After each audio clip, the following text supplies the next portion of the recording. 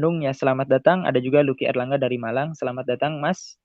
Terima kasih atas ketersediaannya.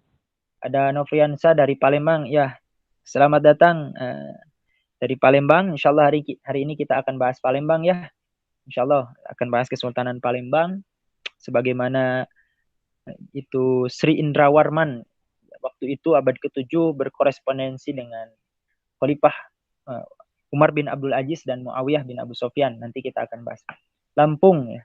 Ya, selamat datang Mas Amrifat dari Lampung. Terima kasih anak-anak milenial, pemuda-pemuda yang semangat ya membahas sejarah. Kami ucapkan terima kasih dari panitia dan mudah-mudahan ini menginspirasi komunitas-komunitas lain yang alhamdulillah di berbagai daerah mulai membahas tentang sejarah para pendahulunya. Cimahi, ya terima kasih. Cimahi ada yang hadir. Silakan, selamat datang yang baru bergabung. Silakan, dari mana lagi ini? Ya, ini bagi yang belum tahu sedikit berbincang tentang Student Rilah Indonesia. Ini merupakan komunitas atau lembaga pendidikan luar sekolah yang fokus core-nya itu di bidang pendidikan, kebudayaan, dan peradaban. Ya, kami melakukan pembelajarannya itu traveling ya, traveling, jalan-jalan, melancong.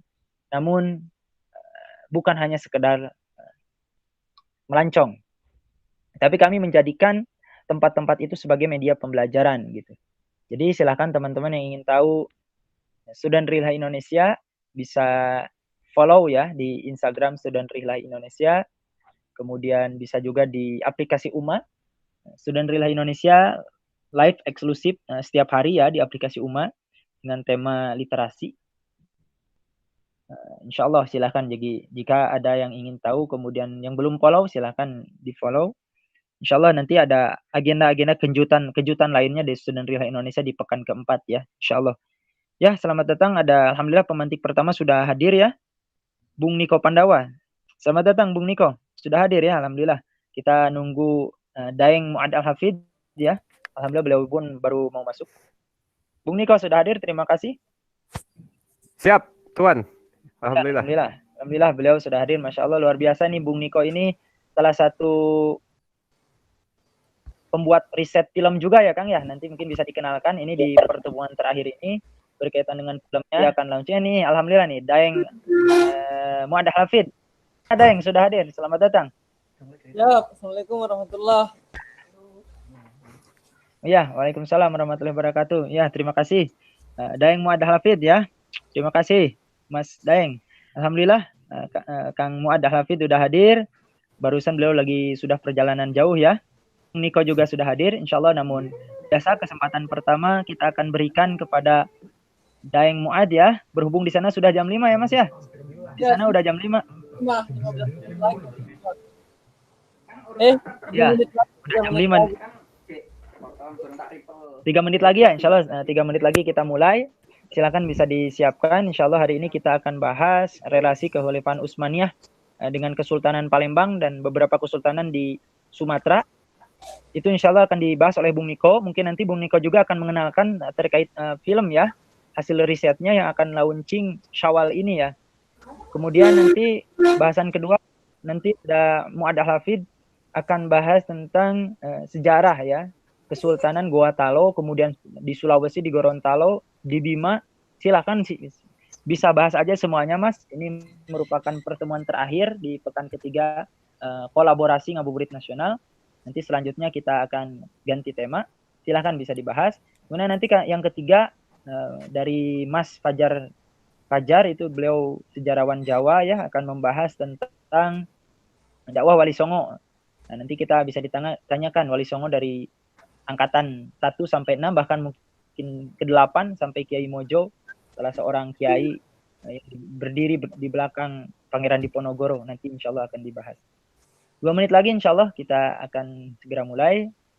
Gimana kabarnya Mas Muad?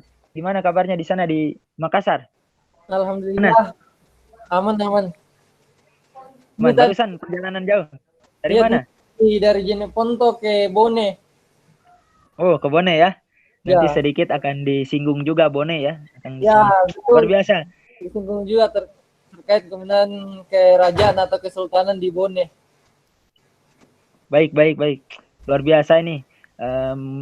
Berkesan waktu dulu Sudan Rila Indonesia ke Makassar, ke Benteng Fort Rotterdam, ke Pantai Losari. Lihat matahari terbenam di sana, luar biasa indah itu.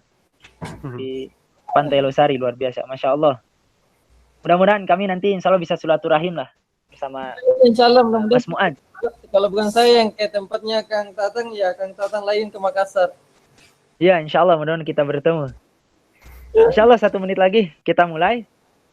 Insya Allah waktunya silakan diberikan, berhubung ini nanti Mas Muad tidak ikut tanya jawab karena di sana nanti udah maghrib ya Mas ya. Jadi silakan waktu pertama 30 menit sampai 16.30.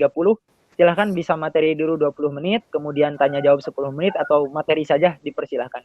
Silahkan, sudah jam 4, kami persilahkan pada Mas Muad sampaikan sejarah Kesultanan Gorontalo, Bone, Gorontalo sampai ke Bima ya. Kami persilahkan. Bismillahirrahmanirrahim. Assalamualaikum warahmatullahi wabarakatuh. Waalaikumsalam warahmatullahi wabarakatuh. Alhamdulillahirabbil alamin, wassalatu wassalamu ala asyrafil anbiya wal mursalin sayyidina Muhammadin wa ala alihi washabihi ajmain, amma ba'd. Ya, terima kasih banyak kepada kawan-kawan sekalian ngabuburit nasional, juga kemudian peserta yang selalu senantiasa kemudian menanti kajian-kajian sejarah yang kemudian kami coba untuk sampaikan. Walaupun kemudian kita tahu bahwa proses sejarah atau Islamisasi kemudian kerajaan-kerajaan di Nusantara sedikit banyak kemudian informasi-informasi juga sulit untuk kita dapat. Ya, karena kemudian kita tahu bahwa selama Belanda kemudian berkuasa banyak kemudian bukti-bukti sejarah yang dihilangkan atau memang kemudian sejarah itu coba untuk dikaburkan. Ya, kemudian berbicara terkait sedikit bagaimana kemudian proses Islamisasi yang terjadi di kerajaan Gorontalo, kerajaan Bone, Sopeng, Wajo, di kerajaan Balanipa, di Bima, dan kemudian di Gorontalo. Baiklah kawan-kawan semua, sebenarnya saya sudah punya makalah yang secara nanti mungkin bisa saya bagikan setelah kajian sore ini, untuk kemudian bisa lebih dipahami secara sama apabila mungkin dari pemaparan saya masih ada yang terlewatkan. Baiklah, saya mulai bahwa proses Islamisasi kerajaan-kerajaan di Pulau Sulawesi itu kemudian khususnya di Sulawesi Selatan itu kemudian tidak bisa kita lepaskan dari proses Islamisasi kerajaan Gorontalo.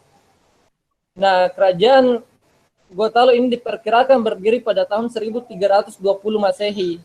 Kenapa? Ini kemudian dilihat dari ulang tahun Kabupaten Goa, salah satu kemudian kabupaten di Provinsi Sulawesi Selatan yang hari ini masih kemudian berada di bawah atau ada di dalam wilayah-wilayah di mana bekas-bekas kerajaan Gorontalo dulu ada. Itu kemudian sudah menjadikan kemudian ulang tahunnya itu yang ke 669 tahun di 2019 tahun kemarin. Nah, yang kemudian membuktikan bahwa kurang lebih 1320 Masehi kerajaan Gorontalo itu telah berdiri. Nah, raja yang paling fenomenal mungkin kita ketahui di kerajaan Gorontalo itu adalah Sultan Hasanuddin. Sultan Hasanuddin ini punya nama Raja Malombasi Daeng Matawang Karaeng Bonto Mangape Tuminanga Riballa Pangkana. Itu kemudian gelaran yang kemudian diberikan kepada Sultan Hasanuddin. Nah, Sultan Hasanuddin memang menjadi sultan dari kerajaan Gorontalo yang pada saat itu telah berhadapan-hadapan dengan VOC. Jadi harum semerbak nama Sultan Hasanuddin sebagai salah satu pahlawan pra kemerdekaan kalau kita merasakan seperti itu. Nah, kerajaan Gorontalo ini berada di Semenanjung Barat Daya Pulau Sulawesi, yang kemudian pada saat itu merupakan transit aktivitas perekonomian, mengingat bahwa jalur laut merupakan transportasi utama perdagangan saat itu. Nah, sejak Gorontalo tampil sebagai pusat perdagangan laut, kerajaan ini menjalin hubungan baik dengan kerajaan-kerajaan atau kesultanan, sebutlah kemudian Kesultanan Ternate yang telah menerima Islam terlebih dahulu. Di bawah pemerintahan Sultan Babullah dari Ternate yang dijuluki Raja 7020 ini pernah datang ke kerajaan Gotalo. Bahkan kekuasaan atau kemudian wilayah kekuasaan Sultan Babula ini sampai di Pulau Selayar yang persis berada di gerbang kekuasaan kerajaan Gotalo. Nah, sementara Selayar sekarang itu sudah masuk di Provinsi Sulawesi Selatan. Nah, Sultan Babula yang ketika itu kemudian datang menemui Raja ke-12 Kerajaan Goa yang pada saat itu dijabat oleh seorang raja yang bernama Mangorai Daeng Mameta Karai Bonto Langkasa Tunijallo yang memerintah Kerajaan Goa di tahun 1569 sampai 1590. Nah, namun pada saat kerajaan atau Raja Goa ke-12 ini yang didatangi oleh Sultan Babula dari Ternate itu kemudian menolak ajakan yang dibawa oleh Sultan Ternate. Ya, banyak kemudian sebab-sebabnya. Sebab yang paling alasan yang paling kuat itu dikatakan bahwa kerajaan Goa punya gengsi yang sudah tinggi, sehingga kemudian dia dikhawatirkan bahwa ketika dia menerima ajakan itu otomatis supremasi politik kerajaan Ternate lebih di atas dibanding kerajaan Goa. Nah, akhirnya kemudian Raja Goa menolak tawaran dari Sultan Ternate. Namun pada masa Datuk Ribandang, Datuk Fatiman dan Datuk Ritiro adalah 3 ulama besar dari Minangkabau yang kemudian datang ke Kerajaan Gotalo. Nah, inilah kemudian yang menjadi babakan baru proses Islamisasi di Kerajaan Gotalo dengan adanya ketiga ulama yang datang dari Minangkabau ini. Nah, Datuk Ritiro, Datuk Patiman, dan Datuk Ribandang ini melihat kondisi Kerajaan Gotalo pada saat itu yang dimana di Kerajaan Gotalo sudah banyak Portugis, orang-orang Portugis Kristen yang dipekerjakan oleh Raja Goa. Nah, kemudian melihat bahwa dikhawatirkan akan terjadi gesekan dengan orang-orang Portugis Kristen ini. Maka kemudian ada strategi dakwah yang dilakukan oleh 3 ulama besar ini atau 3 serangkai ini kemudian mengambil strategi dakwah untuk kemudian mendatangi terlebih dahulu Kedatuan Luwu. Nah, jadi dia tidak langsung melakukan proses Islamisasi di Kerajaan Gotalo, namun dia mendatangi dulu Kedatuan Luwu. Salah satu juga kerajaan di Sulawesi Selatan. Nah, Kedatuan Luwu ini sekarang ada di wilayah Palopo. Kalau teman-teman mungkin ada yang dari Makassar, Palopo itu adalah bekas dari wilayah Kedatuan Luwu. Nah, dari sanalah kemudian 3 serangkai ini melakukan proses Islamisasi kepada Kedatuan Luwu sebagai kedatuan yang paling tua dan paling dihormati di dataran Sulawesi Selatan. Nah, dia adalah satu kedatuan yang paling tua atau kerajaan yang paling tua dan paling dihormati di wilayah Sulawesi Selatan. Alhamdulillah kemudian strategi dakwah tersebut itu berhasil, tidak sia-sia. Penguasa Luwu yang saat itu dipimpin oleh Lapatiware Daeng Parabung yang berkuasa di tahun 1585 sampai 1610 pada tanggal 15 Ramadan 1013 Hijriah atau 4 Februari 1605 Masehi. Alhamdulillah kemudian memeluk Islam. Kemudian diberilah dia gelar dengan nama Sultan Wali Muzakir ad-Din. Nah, ini kemudian menjadi Sultan pertama di Sulawesi Selatan yang berasal dari Kedatuan Luwu. Nah, setelah berhasil melakukan proses Islamisasi di Kedatuan Luwu, barulah Datuk 3 serangkai ini kembali ke Kerajaan Gotalo. Sudah ada modal besar lah seperti itu, sudah ada track record modal besar mengislamkan Kedatuan Luwu. Dan itu tadi bahwa Kedatuan Luwu itu adalah kedatuan atau kerajaan yang dihormati dan disegani, walaupun memang secara kekuatan politik, ekonomi maupun militernya sudah jauh dibawa ke Kerajaan Gotalo. Nah, ketika tiba di Kerajaan Gotalo, akhirnya kemudian Datuk 3 serangkai ini melakukan proses Islamisasi kepada Raja Tallo yang ke-9. Nah, teman-teman harus tahu bahwa kerajaan Goa Talo itu adalah kerajaan kembar. Dua kerajaan tapi satu rakyat. Jadi ceritanya dia bergabung lah. Makanya sering disebut kerajaan Makassar. Kerajaan Goa Talo itu atau kerajaan Makassar. Nah, Raja Goa Talo yang ke-9 yang menjabat sebagai Mangku Bumi. Jadi dia sebagai Raja Talo tapi pada posisinya di kerajaan Makassar dia sebagai Mangku Bumi kerajaan Goa atau Perdana Menteri kerajaan Goa. Beliaulah yang bernama Baginda Imalingkang Deng Manyunri. Nah, ketika dia memeluk Islam, akhirnya kemudian diberilah gelar kepadanya, gelarannya itu Sultan Abdullah Awalul Islam. Sultan Abdullah Awalul Islam. Kenapa Awalul Islam? Ya karena dialah raja yang awal di kerajaan Goa ini yang memeluk Islam. Selanjutnya Raja Goa, ini kan tadi Raja Talo, Raja Goa yang ke-14, Raja Goa yang ke-14 yang bernama Imangarangi Daeng Manrahya diangkat jadi Raja Goa oleh Paman Raja Talo yang ke-9. Nah, menggantikan saudaranya Raja Goa yang ke-13. Tadi yang ditetangi oleh Sultan Ternate, Sultan Babula itu Raja Goa yang ke-12.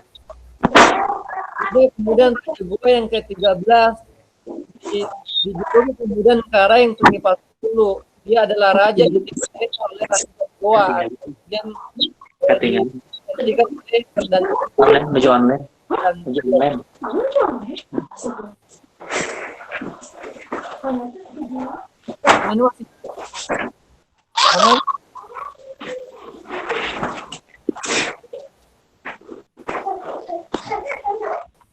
lanjut.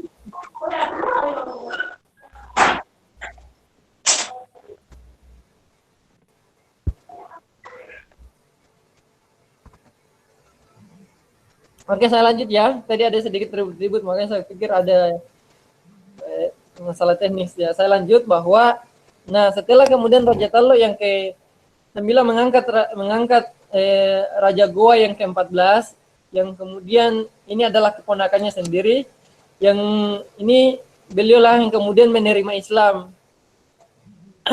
Itu saya sebutkan namanya adalah Imangarangi Daeng Manrabia, atau kemudian diberikan gelar Sultan Alauddin. Nah, Sultan Alauddin inilah yang kemudian kakek dari Sultan Hasanuddin. Tanggal resmi penerimaan Islam pada kerajaan Goa Talo adalah pada malam Jumat 22 September 1605. Maksudnya di tahun yang sama pada proses pengislaman tadi Kedatuan Luwu atau Jumadil Awal 1400 Masehi. Bahkan dalam waktu 2 tahun rakyat Goa telah memeluk Islam secara keseluruhan, hampir dibilang secara keseluruhan menjadi agama resmi kerajaan Goa Talo, dan rakyatnya kemudian hampir keseluruhan telah memeluk Islam. Nah, kenapa mudah seperti itu? Memang sebab kultur masyarakat dan kepercayaan yang ada di tengah-tengah rakyat atau masyarakat di Sulawesi Selatan pada saat itu mengenal istilah yang namanya Tomanurung. Tomanurung inilah yang kemudian menjadi cikal bakal munculnya kerajaan-kerajaan. Tomanurung ini pula lah yang nanti menjadi raja pertama yang mewariskan kemudian kerajaan-kerajaan itu kepada anak-anak cucunya, dan termasuk kemudian sampai kepada raja-raja ini, Raja Goa dan Raja Telo. Nah, Tomanurung ini dikultuskan oleh masyarakat Sulawesi sebagai orang yang datang dari langit, sebab tidak ditahu asal-usulnya. Nanti kemudian bisa saya jelaskan sedikit pandangan politis yang terkait Tomanurung ini. Nah, menjadikan rakyat dengan itu tadi, istilah Tomanurung itu menjadikan rakyat, atau mitos Tomanurung itu menjadikan rakyat menerima apa saja yang disampaikan oleh rajanya. Sebab rakyat ini menganggap bahwa raja ini adalah titisan dewa atau Tuhan di bumi. Nah, proses Islamnya kemudian kerajaan Goa ini secara resmi ini ditandai dengan sholat Jumat yang pertama yang dilakukan di Talo, kerajaan Talo, atau kemudian di lapangan Sombopu sebagai ibu kota kerajaan Goa Talo pada saat itu, pada tanggal 9 November 1607 Masehi atau 9 Rajab 1600 Hijriah. Nah, setelah proses Islamisasi ini sempurna dilakukan di Kedatuan Luwu dan kerajaan Goa Talo, Abu Dawud di dalam sunannya, kemudian Tirmizi dalam sunannya, lalu Ibnu Majah juga di dalam sunan. Jadi mari kita lihat terjemahannya. Ya, mungkin saya baca yang ada di yang para pemirsa juga baca. Dari Abu Abdurrahman Abdullah bin Mas'ud radhiyallahu anhu, ia berkata Rasulullah sallallahu alaihi wasallam telah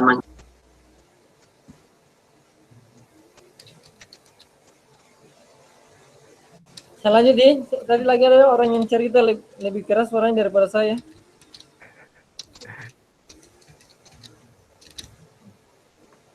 Oke, saya lanjut ya. Bahwa ketika proses Islamisasi yang telah sempurna terjadi di kerajaan Gotalo, maka dia kemudian kerajaan Gotalo ini kemudian yang mendapatkan mandat untuk atau kemudian spirit dakwah itu ada di kerajaan Gotalo untuk menyebarkan Islam itu kepada kerajaan-kerajaan tetangga yang ada di Sulawesi Selatan.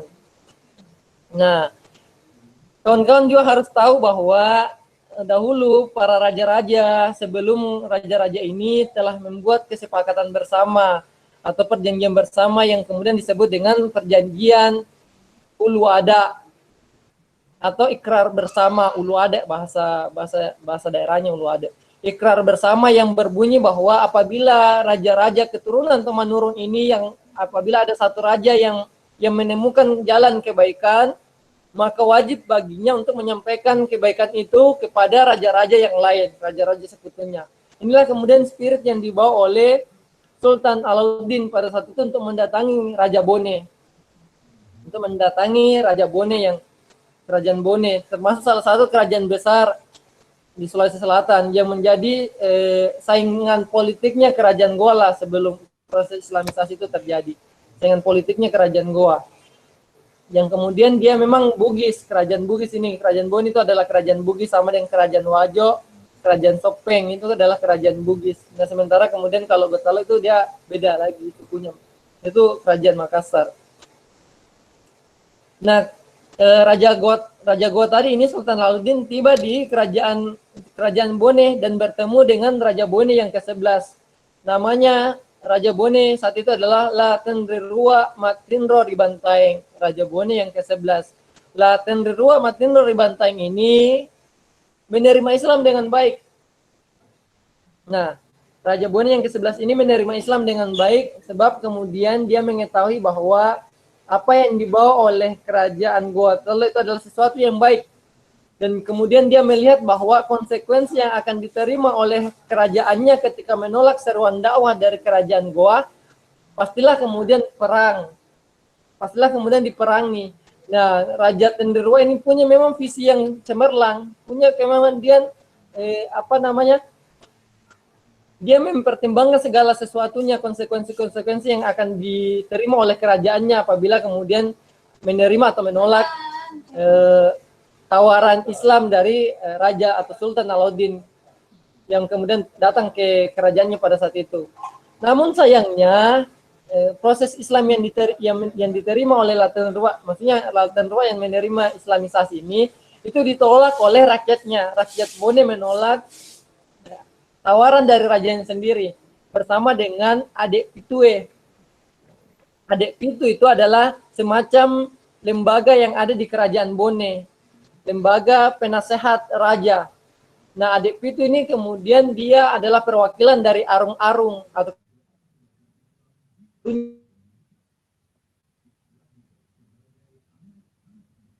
Adik Pitu ini yang kemudian punya juga suara lah. Adik Pitu ini yang punya suara atau punya kemudian bisa mengambil sikap. Nah, waktu itu dia mengambil sikap juga untuk menolak ajakan Islamisasi. Itu lagi kemudian menjadi pertimbangan atau kemudian alasannya bahwa ini akan menjadi Sultan Alauddin hanya menjadikan agama sebagai kendaraannya untuk menguasai kerajaan Bone. Seperti itu pemahamannya. Karena adanya memang intrik politik yang panjang yang telah berlangsung lama di antara kedua kerajaan ini. Akhirnya kemudian Raja Bone yang ke-11 inilah Tenrirua Matinro Ribantaeng ini meninggalkan kerajaannya. Kenapa? Karena dikhianati oleh Adik Pitue dan rakyatnya sendiri. Dia kemudian meninggalkan kerajaan Bone dan datang ke kerajaan Gotalo untuk kemudian belajar Islam kepada Datuk Ribandang. Juga kemudian ingin mempelajari bagaimana ilmu-ilmu administrasi di bidang kesultanan dan sebagainya. Ingin mempelajari ilmu-ilmu keislaman lah terkait bagaimana mengurus kerajaan seperti itu. Nah, dia kemudian datang ke kerajaan Gotalo, diterima baik oleh Sultan Alauddin dan diberikanlah kemudian dia tempat di wilayah Bantaeng yang kemudian masuk dalam kekuasaan wilayah Kesultanan Gotalo. Bantaeng itu adalah salah satu nama kabupaten di Provinsi Sulawesi Selatan sekarang.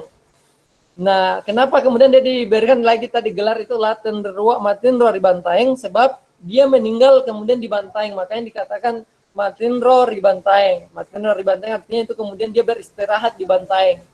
Dia beristirahat, dia meninggal di Bantaeng. Kawan-kawan sekalian, penting juga ternyata untuk dipahami bahwa proses Islamisasi di Kerajaan Bone itu bukanlah Raja Laten Derua yang pertama kali itu melakukan Islamisasinya atau kemudian diajak Islam oleh Raja Gotalo, namun Raja Bone yang ke-10, seorang perempuan, Raja Bone ke-10 sebelum Laten Derua tadi ini, Raja Bone yang ke-10 itu seorang perempuan namanya Weten Ritupu Matinro Risidenreng. Nah, Weten Ritupu Matinro Risidenreng ini dia beristirahat atau meninggal di Sidenreng, salah satu kemudian kerajaan-kerajaan kecil juga yang ada di Sulawesi Selatan yang pada saat itu telah menerima Islam dari Kedatuan Luwu.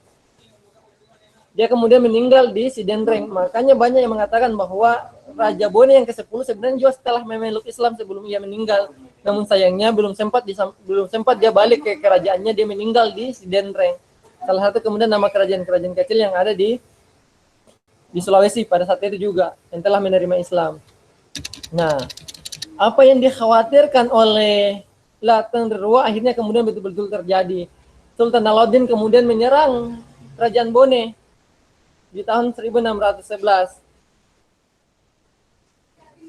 Akhirnya kemudian takluklah Kerajaan Bone yang sebenarnya perang antara Bone dengan Makassar ini itu disebut dengan perang musuh seleng atau kemudian perang asalengang, perang pengislaman, perang musuh seleng atau musuh asalengang, perang pengislaman, cerita begitu, perang untuk mengislamkan. Nah, perang ini ternyata tidak hanya terjadi antara Kesultanan Goa dengan Kerajaan Bone, namun juga Kerajaan Sopeng dan Kerajaan Wajo yang sama-sama kerajaan Bugis. Kerajaan Sopeng dan Kerajaan Wajo beserta Kerajaan Bone pernah memang membuat satu ikrar perjanjian bersama lagi di antara ketiga kerajaan ini. Namanya perjanjiannya itu adalah perjanjian Telupotcoe.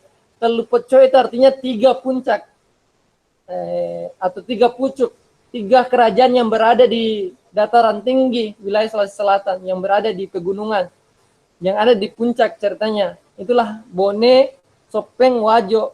Ketiga kerajaan ini kemudian bersekutu pada saat itu untuk mengimbangi supremasi politik kerajaan Goa, baik itu kemudian politiknya, militernya, kemudian ekonominya. Persaudaraan dari ketiga kerajaan ini kemudian dikalahkan oleh kerajaan Gotalo. Nah, kawan-kawan sekalian, maka pada akhirnya sebelum kemudian ditaklukkanlah kerajaan Bone, telah takluk terlebih dahulu kerajaan Sopeng di tahun 1609. Kerajaan Wajo menerima Islam di tahun 1610, tepatnya di tanggal 10 Mei. Kemudian Kerajaan Bone di tahun 1611 yang pada saat itu dipimpin oleh Raja Bone yang ke-12, pengganti dari Laten Derua Matinro Ribantaeng ini. Nama Raja Bone yang ke-12 yang pada saat itu ditaklukkan oleh Kesultanan Gotalo adalah Laten Ripale Matinro Ritallo. Jadi dia sudah punya gelaran Matinro Ritallo, artinya beristirahat di Tallo. Dia meninggalnya di Kerajaan Goa. Karena pada saat itu sudah diangkut lah ceritanya, bukan diangkut lah, dibawa bangsawan-bangsawannya untuk kemudian diperkenalkan Islam di kerajaan, di Kesultanan Goa. Rakyat-rakyatnya ya mungkin banyak lah yang dibawa juga untuk dipekerjakan di Kesultanan Goa untuk membangun benteng-benteng. karena mungkin kita tahu bahwa Kesultanan Goa itu punya 8 benteng. Mungkin inilah kesultanan yang paling banyak bentengnya lah. Punya 8 benteng untuk ya persiapan melawan VOC penjajah. Nah, kawan-kawan, itu adalah proses Islamisasi tadi di wilayah Sulawesi Selatan yang kemudian telah terjadi secara sempurna di kerajaan pertama di Kedatuan Luwu, Kerajaan Kota Lo, kemudian Sidendren, Rapang, dan beberapa kerajaan-kerajaan kecil yang sekarang mungkin wilayahnya itu ada di bagian kota Parepare, kemudian di Baru, di Pindrang. Nah, itu kemudian juga ada itu namanya kerajaan-kerajaan kecilnya yang kemudian telah memeluk Islam dengan cara damai. Dan dengan cara perang itu ada 3 kerajaan, tadi itu Kerajaan Sopeng, Wajo, dan Kerajaan Bone. Akhirnya kemudian telah memeluk Islam semuanya. Nah, di tahun 1608 ternyata Sultan Alauddin juga mengirim salah satu ulama yang bernama Abdurrahman Kamaluddin untuk kemudian mengislamkan kerajaan Balanipa yang saat ini berada di Provinsi Sulawesi Barat. Sebenarnya saya ini bukan Daeng, karena Daeng itu gelaran untuk orang-orang Makassar, Bugis Makassar, orang-orang Makassar lah, suku Makassar. Nah, saya ini kemudian dari Sulawesi Barat. Sebenarnya kesultanan atau kerajaan saya itu adalah Kerajaan Balanipa yang ada di Provinsi Sulawesi Barat, atau tepatnya yang ada di Kabupaten Polewali Mandar. Sekarang Balanipa itu menjadi salah satu nama kecamatan di Polewali Mandar, Kabupaten Polewali Mandar. Nah, Kerajaan Balanipa menerima Islam dengan damai, dengan baik-baik. Ya, mungkin mengukur kekuatannya pada saat itu tidak mampulah mengimbangi kerajaan atau kesultanan Gua Tallo, sehingga tidak ada kemudian pilihan lain kecuali kemudian menerima Islam. Kemudian ini yang seru lagi, proses Islamisasi Kerajaan Bima. Kita kemudian karena ini semuanya ada sangkut pautnya dengan Kerajaan Gua Tallo. Nah, Raja Bima yang ke-25 adalah ayah dari Raja Bima yang ke-27. Kenapa ada dilangkai oleh Raja Bima yang ke-26? Siapa itu? Raja Bima yang ke-26 itu adalah paman dari Raja Bima yang ke-27. Dia setelah Raja Bima yang ke-25 ini meninggal, anak-anaknya masih kecil, ternyata Raja Bima pamannya ini punya ambisi politik untuk menguasai kerajaan. Dia membunuh keponakannya yang saat itu kemudian menjadi putra mahkota lah istilahnya. Dibunuh 2 orang bersaudara, yang dibunuh 1, ternyata yang berhasil kabur itu Lakai ini yang kemudian menjadi Raja Bima yang ke-27. Lakai ini kemudian yang melarikan diri dari kejaran pamannya.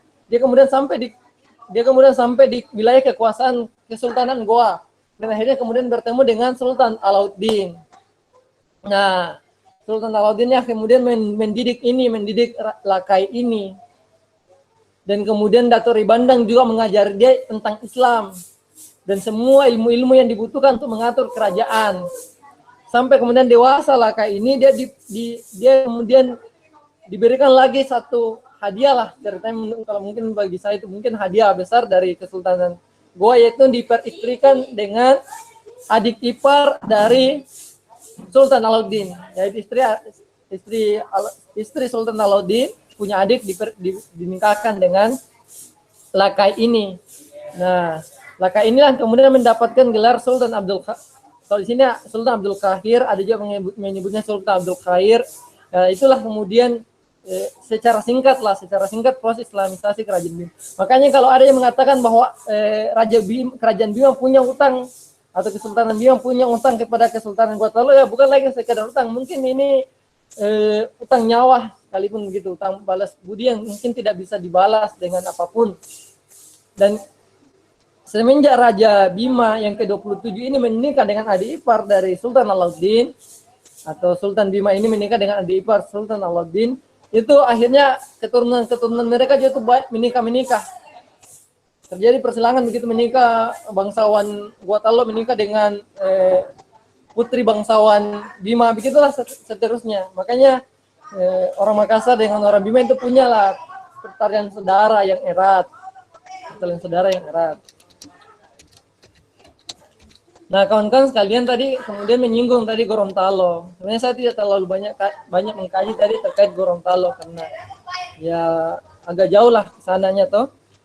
Namun dari sedikit referensi yang saya baca bahwa ternyata Gorontalo juga terjadi proses Islamisasi di kerajaan Gorontalo itu dengan cara baik-baik, dengan proses dengan proses pernikahan juga.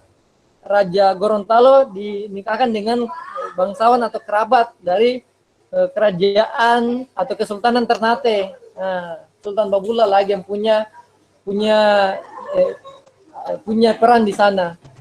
Syaratnya untuk menikahi wanita atau bangsawannya perempuan-perempuan Kesultanan Ternate adalah Raja Gorontalo harus memeluk Islam. Seperti itu. Kemudian Gorontalo menerima Islam dengan proses begitu pernikahan. Ini jauh lebih mudah dibanding harus berperang. Baik. Ya, baiklah kemudian kawan-kawan, itu tadi sedikit proses Islamisasi. Penting kemudian kita tahu bahwa Datuk Tiga Serangkai ini adalah banyak yang mengatakan yang menjadi cikal bakal proses Islamisasi di Sulawesi Selatan. Datuk Tiga Serangkai ini tadi itu Datuk Ribandang, Datuk Patiman, Datuk Ritiro, itu kemudian informasi yang saya dapat itu adalah utusan dari Kesultanan Aceh untuk melakukan proses Islamisasi di Kerajaan Gorontalo. Nah, sementara kita tahu bahwa mungkin nanti Bang Niko bisa menjelaskan bagaimana era hubungannya Kesultanan Aceh dengan Kekhilafan Turki Utsmani. Salah satu lagi peninggalan Kesultanan Goa di zaman Sultan Hasanuddin itu telah mencetak mata uang sendiri yang murni terbuat dari emas. Namanya itu Jingara, mata uangnya itu mata uang Jingara. Ini murni emas yang bertuliskan lafaz Arab yang di satu sisinya tertuliskan lafaz Arab Khalifah Allah Sultan Amir, di sisi sebelahnya Sultan Hasanuddin. Ini berlafazkan huruf Arab, bukan huruf lontara yang sebagaimana kita tahu bahwa itu adalah huruf resmi kerajaan Goa sebelum Islam datang. Inilah kemudian kuatnya pengaruh Islam di kerajaan-kerajaan kesultanan-kesultanan di Sulawesi Selatan sampai kemudian merubah betul-betul hukumnya. Sedikit lagi kemudian penjelasan kawan-kawan. Ya mungkin 1-2 menit lah, bahwa Tomanurung Boleh. Ya, bahwa Tomanurung tadi yang menjadi cikal bakal berdirinya kerajaan-kerajaan di Goa di Sulawesi Selatan ini, itu adalah orang yang bukan berasal dari wilayah Sulawesi Selatan. Dia ini kemudian menurut cerita atau rakyat Sulawesi Selatan melihat mereka ini datang tiba-tiba, yang kemudian ditandai dengan cerita-cerita mistis, ada gempa, hujan lebat, petir, angin kencang dan sebagainya. Namun kemudian kita harus tahu bahwa Tomanurung ini bukan orang yang dikultuskan sebagaimana yang dikultuskan oleh rakyat-rakyat Sulawesi Selatan pada saat itu, bahwa dia adalah utusan dewa atau titisan dewa atau anak Tuhan. Tidak mungkin lah, pasti dia punya orang tua atau pasti dia punya kampung sebelum tiba di Sulawesi Selatan. Nah, kalau kita lihat bahwa awal muasal kerajaan-kerajaan di Sulawesi Selatan itu abad 12 atau abad 12 sampai 14 lah berdirinya kerajaan-kerajaan. Sementara kemudian kita tahu bahwa di abad 12 sampai 14 atau 15 itu masih menjadi abad di mana kekhilafan Turki Utsmani atau kesultanan kekhilafan Abbasiyah, sementara proses menuju ke kekhilafan Turki Utsmani itu terjadi. Jadi negara nomor 1 atau peradaban yang paling maju saat itu adalah peradaban Islam.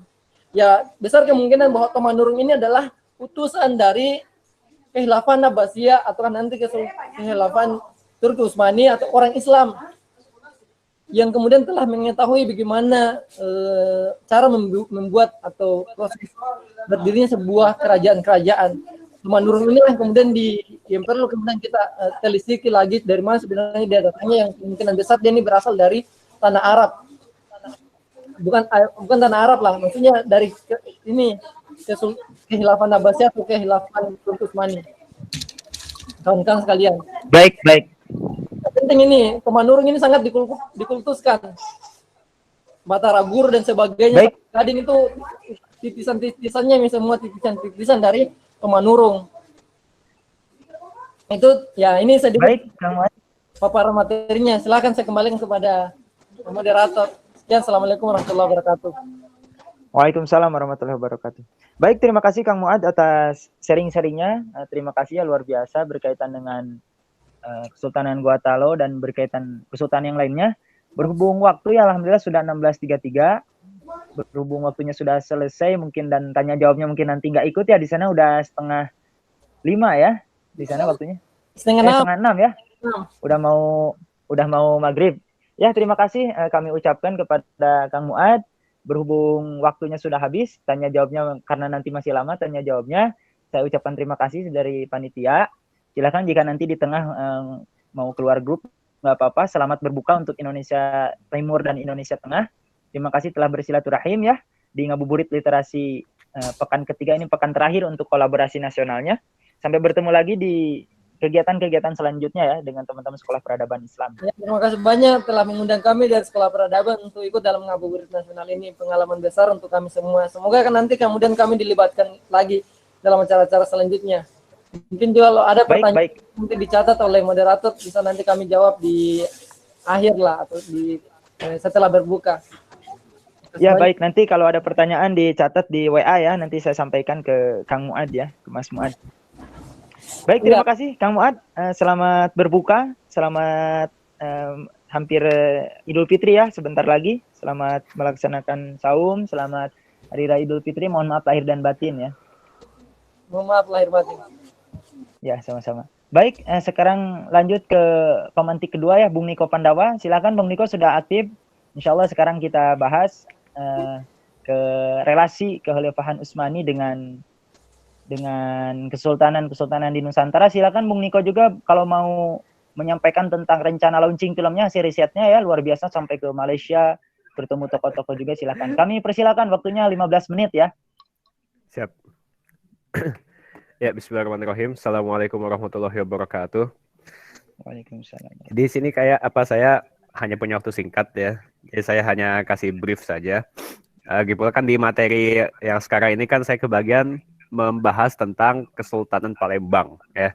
Di mana Kesultanan Palembang itu ada di Pulau Sumatera begitu. Tapi sesuai permintaan moderator saya ingin menyampaikan tentang film yang lagi kami garap ya, yaitu film tentang jejak khilafah di Nusantara. Nah, itu memang sekarang ini kita sudah masuk proses editing ya. Proses editing insya Allah pertengahan Syawal akan kita launching gitu. Nah, untuk wilayah-wilayah yang kita bahas itu yang paling utama tentu kan Jawa dan Sumatera ya.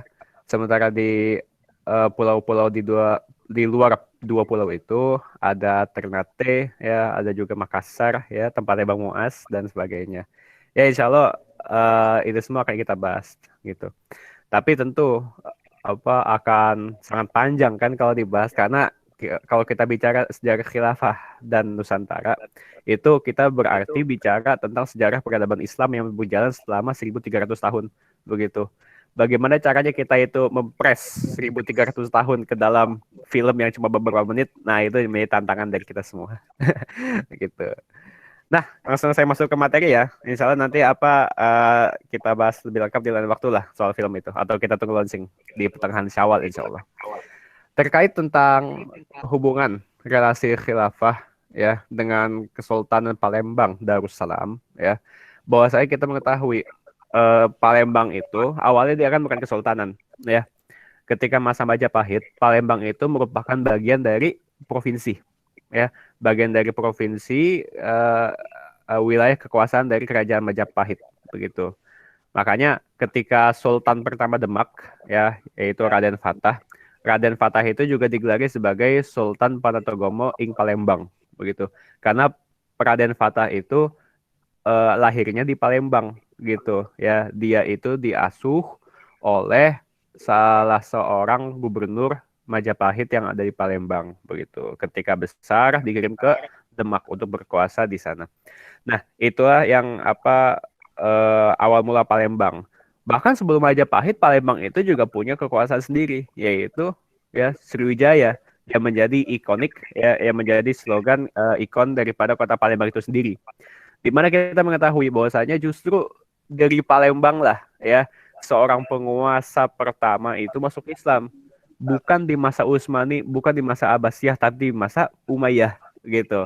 Bahkan dia itu masuk Islam di masa khalifah yang sangat terkenal di dunia Islam, yaitu Khalifah Umar bin Abdul Aziz begitu ya, Al-Umawi dari Bani Umayyah.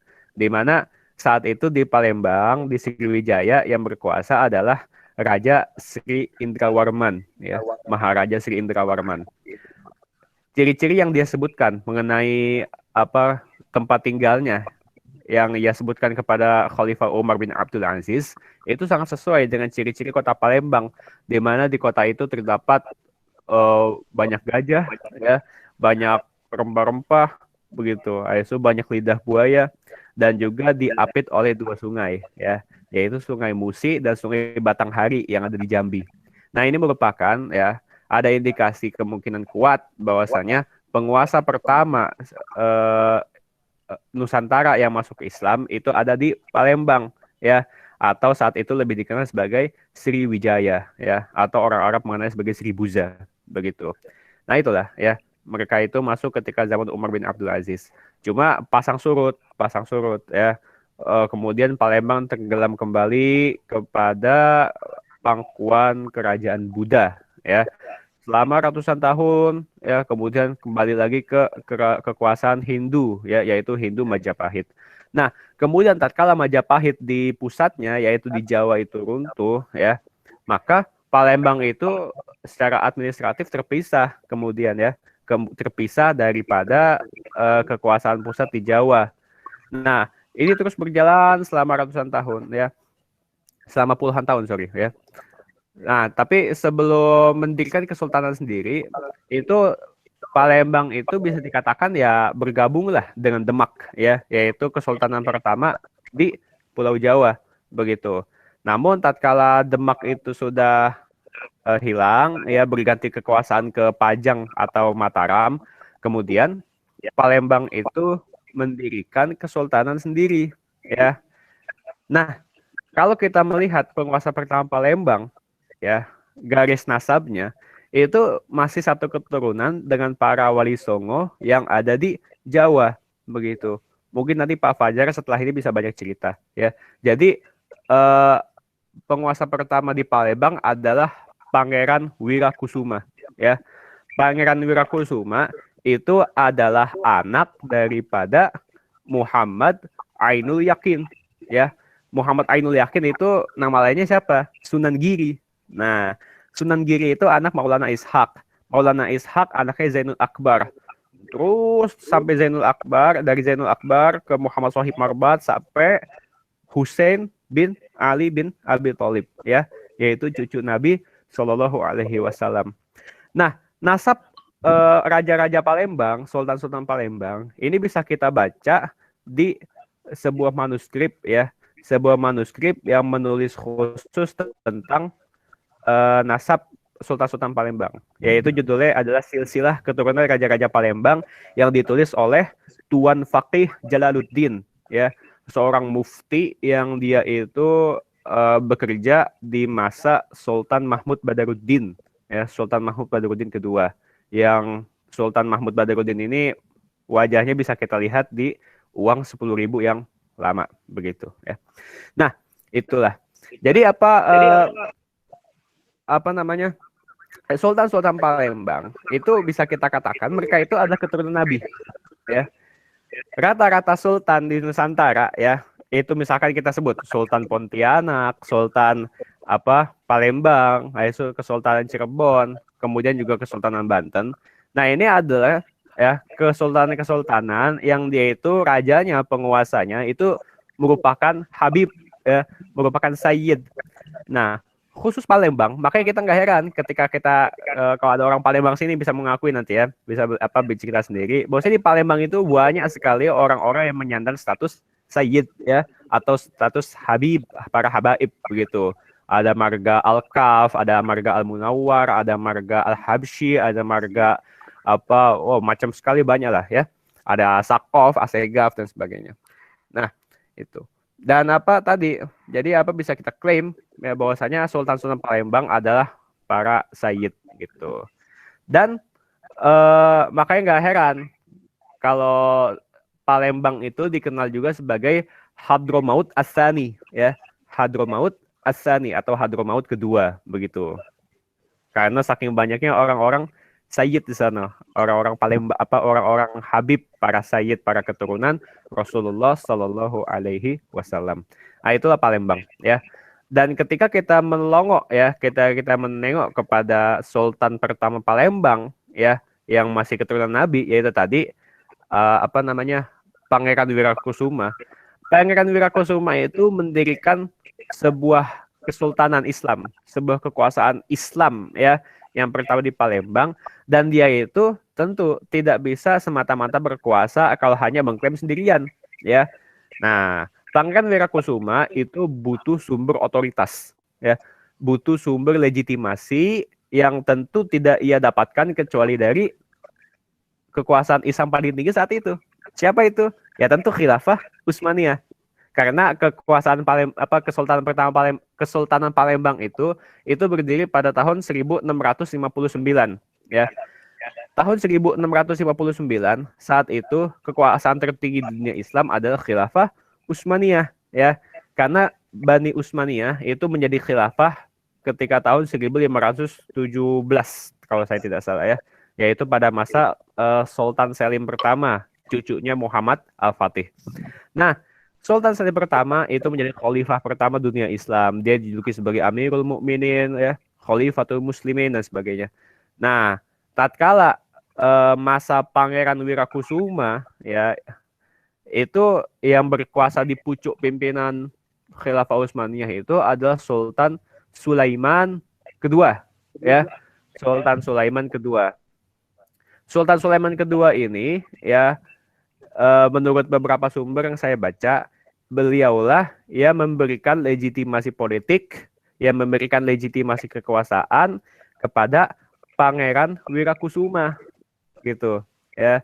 Nah, sehingga Pangeran Wirakusuma itu tatkala ia menjabat sebagai sultan itu tidak lagi dijuluki sebagai pangeran, tapi kemudian dijuluki sebagai sultan begitu.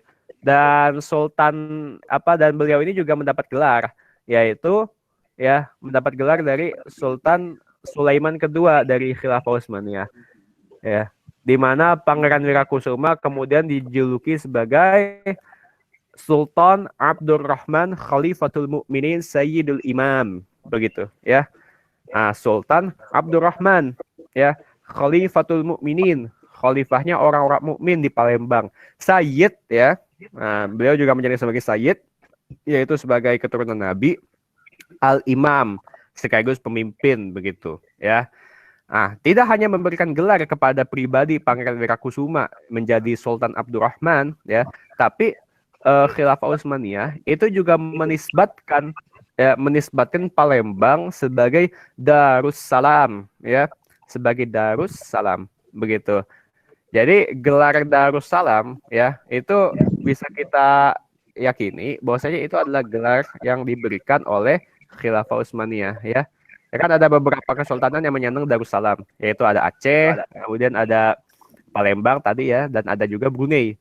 Nah, itu ada Aceh Darussalam, itu Palembang Darussalam, ada juga Brunei Darussalam. Nah, itu rata-rata itu kalau kita mengacu kepada kasus Palembang, itu adalah gelar yang diberikan oleh Khilafah Utsmaniyah gitu.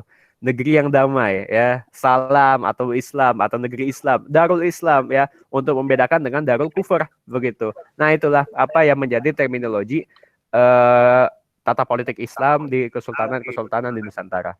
Nah, kemudian ketika kita melihat bagaimana jalannya pemerintahan Kesultanan Palembang, itu tentu penuh dinamika ya, tapi juga penuh masa keemasan ya, terutama tatkala masa Sultan Mahmud Badaruddin ya, baik itu Mahmud Badaruddin ke-1 atau Mahmud Badaruddin ke-2.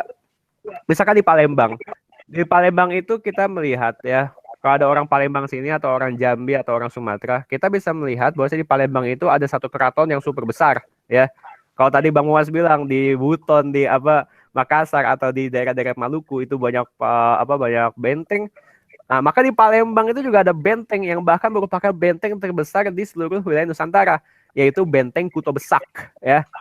Nah, Benteng Kuto Besak. Nah, ini bukan merupakan benteng yang dibangun oleh orang Belanda ya, tapi ini merupakan benteng yang merupakan usaha berdikari ya, merupakan bangunan sendiri yang dibangun oleh kesultanan begitu, Benteng Kuto Besak. Nah, itu luar biasa besar gitu ya. Sekarang itu benteng Kuto Besak itu menjadi kodam ya, menjadi kodam dari rumah sakit seingat saya. Tapi itu besar lah, temboknya tinggi, bangunannya luas dan sebagainya. Itu juga menjadi istana daripada Kesultanan Palembang. Nah, itu merupakan sekilas dari Kesultanan Palembang. Tapi kalau misalkan kita bicara tentang hubungan langsung antara Khilafah Utsmaniyah dengan Palembang, itu sebenarnya saya belum menemukan catatan yang detail ya ketika Kesultanan itu berlangsung. Justru saya menemukan hubungan yang detail dengan Khilafah Utsmaniyah tatkala Kesultanan Palembang itu sudah runtuh, ya. Ya kan kita tahu bahwasanya Palembang itu Sultan Mahmud Badarudin ya, itu kan perang lawan Belanda itu ketika tahun 1815-an kalau nggak salah ya. Itu perang lawan Belanda. Kemudian sempat menang tuh waktu perang pertama. Nah, kemudian pas perang kedua ya, Palembang itu dipimpin Belanda itu menyerang Palembang. Belanda itu dipimpin oleh Jenderal de Kock ya, jenderal yang kelak akan mengalahkan Pangeran Diponegoro di Jawa. Nah, de Kock ini kemudian pakai strategi pecah domba ya, pecah belah gitu. Adu domba antara elit-elit di Palembang. Akhirnya ketika sudah diadu domba, Sultan Mahmud Badarudin kedua itu berhasil dikalahkan dan kemudian dibuang ke Ternate ya. Akhirnya kesultanan dihapuskan oleh Belanda. Nah, selama beberapa tahun ya Palembang itu akhirnya berhasil jatuh dikuasai oleh Belanda, pemerintah kolonial Belanda. Tapi ada satu kejadian menarik tatkala tahun 1880 ya. Tatkala tahun 1880 ada sebuah kejadian yang sangat menarik di mana ya menurut catatan-catatan kolonial ada 2 orang sufi Utsmaniyah ya, mantan tentara veteran perang Utsmani versus Rusia ya, yang kedua orang sufi Utsmani ini datang ke Palembang dan kemudian memimpin sebuah pemberontakan begitu. Nah, ini ada catatan kolonial. Orang-orang kolonial itu ramai mencatat tentang peristiwa ini ya. Ada 2 orang sufi Utsmaniyah yang datang ke Palembang tahun 1880 untuk menggelarkan pemberontakan.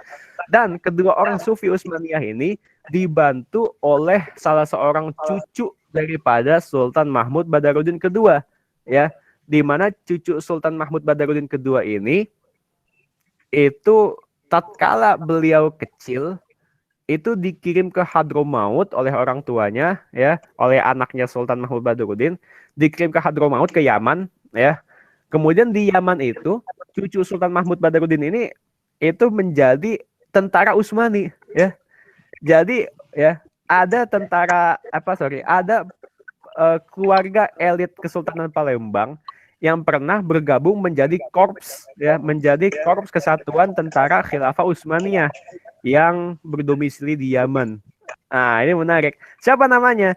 Nah, inilah yang kita kenal sebagai Sayyid Abdullah Assegaf ya. Raden Abdullah Assegaf ya. Raden Abdullah Assegaf. Nah, ini merupakan cucu daripada Sultan Mahmud Badarudin. Lah kok ada Assegafnya? Nah, jadi gini, orang tuanya itu dari pihak ibunya. Nah, inilah yang anak Sultan Mahmud Badarudin ya. Jadi Sultan Mahmud Badarudin itu kan punya banyak anak perempuan, dan anak-anak perempuannya itu rata-rata dinikahkan dengan orang-orang keturunan Nabi, yaitu para habib atau para sayyid ya. Nah, salah satu sayyid yang menikahi anaknya Sultan Mahmud Badarudin itu marganya adalah Assegaf ya, Asakov begitu. Nah, kemudian anaknya laki-laki dinamai Asakov juga. Maka Raden Abdullah Assegaf atau Asakov itu yang tadi saya cerita bahwa saya dialah yang menjadi yang pernah ketika muda itu bekerja sebagai tentara Khilafah Utsmani di Yaman begitu. Dan tatkala beliau pulang ke Palembang, beliau itu tadi membantu pergerakan 2 sufi Utsmaniyah di Palembang untuk memberontak kepada kekuasaan Belanda yang saat itu sudah menguasai Palembang. Itu ternyata banyak tuh catatannya di arsip-arsip kolonial. Saya udah baca sebagian arsip-arsip itu dan luar biasa ya. Ternyata ya orang-orang Palembang itu punya ikatan luar biasa dengan Khilafah Utsmaniyah itu ya. Terbukti dengan tingginya animo mereka tatkala kedua Sufi Utsmaniyah itu datang. Bahkan kedua Sufi Utsmaniyah itu tidak hanya bergerak di Palembang, tapi juga sampai ke pedalaman Palembang, Lahat ya. Sampai ke Lahat, kemudian sampai ke Jambi ya. Habis itu mereka juga ke Singapura ya. Wah, pokoknya luas banget lah ya pergerakan itu. Jadi begitu ya intinya. Lagi pula Baik. secara oh udah. Iya Kang, waktunya sudah habis. Gak apa-apa, nanti kita lanjut di pertanyaan. Oke, siap. Ya Menarik, mungkin itu ya yang menarik. bisa saya sampaikan dulu. Siap. Ya, terima kasih Bung Niko. Ya, menarik, luar biasa, Masya Allah. Mutiara-mutiara terpendam di Nusantara yang dipendamkan ya oleh kolonialis. Nah, inilah salah satu bentuk ikhtiar kita anak-anak milenial Indonesia untuk membukanya kembali. Sudah waktunya kita hikayatkan, kita ceritakan kepada generasi-generasi kita di masa depan gitu ya. Khususnya di generasi saat ini. Ya baik Bung Niko, itu berkaitan dengan Palembang. Belum nanti kita bicara Jambi, belum kita bicara Kepulauan Riau. Masih banyak itu di Sumatera. Sekarang kita ke Mas Fajar ya. Masya Allah Mas Fajar sudah gabung. Mas Fajar ada? Alhamdulillah, selamat datang Mas Fajar. Ya, assalamualaikum. Waalaikumsalam warahmatullahi wabarakatuh. Ya, terima kasih Mas Fajar. Alhamdulillah sudah gabung ya. Insya Allah sekarang Mas Fajar akan bahas mungkin Wali Songo lanjutan.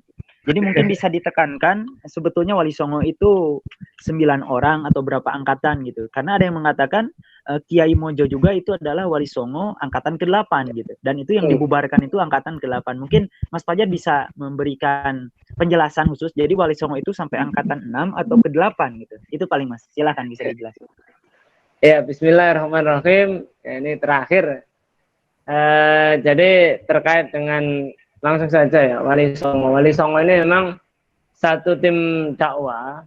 Kalau di era mereka sebenarnya pengistilahan Wali Songo ini kan di era awal itu tidak dikenal. Ini bahkan di catatan-catatan sejarah juga mereka tidak menamai kutla ini tidak bernama. Istilah Wali Songo ini muncul di era Sultan Mataram ketiga, Pemimpin Mataram ketiga atau Sultan Agung Ngayokrokusumo. Ketika di era itu ada penulisan sebuah serat, sebuah biografi gitu ya. Biografi Wali Songo dengan sebenarnya bukan Wali Songo sih, Wali Sana. Jadi serat Wali Sana. Cuma lidah. Jadi Wali Sana itu wali yang mulia. Wali ini ada dua kemungkinan makna. Wali itu makna sebagai pemimpin wilayah. Terminologi pemerintahan Islam. Ya, fikih pemerintahan ada wali itu ya. Atau wali itu adalah memang aulia. Aulia itu ya kekasih Allah. Sana yang mulia, wali sana. Jadi sebutannya sebenarnya wali sana. Cuma kemudian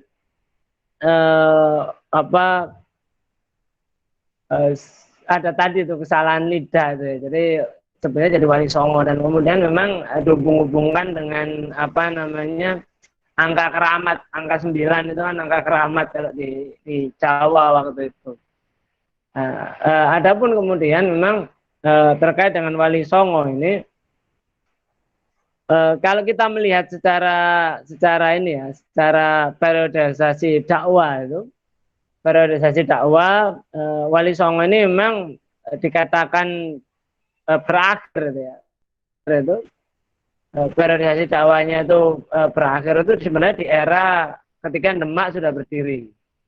Ketika Kesultanan Demak ini berdiri dan kemudian berhasil menggantikan Mojopahit, sebenarnya kemudian Wali Songo ini ibaratnya final ya, ibaratnya secara pembabakan dakwah itu sudah selesai karena ini ibaratnya sudah meraih kepemimpinan umat dengan berdirinya Kesultanan Demak. Itulah yang muncul di banyak di buku-buku sejarah termasuk nanti di bukunya Gibbs juga di bukunya Pak Wicaksono itu juga penyebutannya seperti itu. Di era selanjutnya itu memang kemudian karena ibaratnya dakwah kan sudah dipegang oleh kesultanan, dipegang oleh negara, oleh kutla ya. Karena Wali Songo ini kutla ya. Jadi Wali Songo itu semacam sebuah gerakan memang. Dia independen. Saya dulu pernah mendapatkan sumber cuma sumber itu karena sumber lisan dan saya cari di sumber tertulisnya tidak ketemu itu. Memang suatu ketika hendak mendirikan Demak itu Sunan Kalijogo itu sempat menyampaikan kepada Sunan Giri itu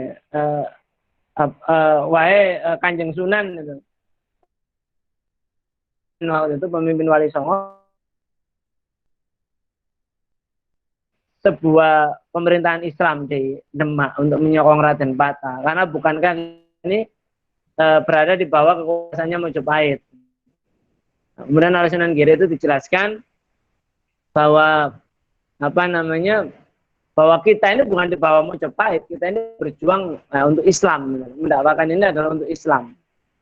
Sehingga kemudian ya Islam itu memang butuh sebuah kepemimpinan. Jadi itulah Wali Songo itu sebenarnya kemudian sebagai sebuah kutla itu selesai itu misi mereka selesai ketika Demak itu berdiri. Karena setelah itu memang visi dakwah itu dipegang oleh kesultanan dan itu terjadi di era-era setelahnya itu. Walaupun memang di era awal-awal kekuasaan Demak itu memang kemudian ada beberapa wali yang memang masih berdakwah, terutama nanti di jaringan Raden Patah sebagai sultan beliau.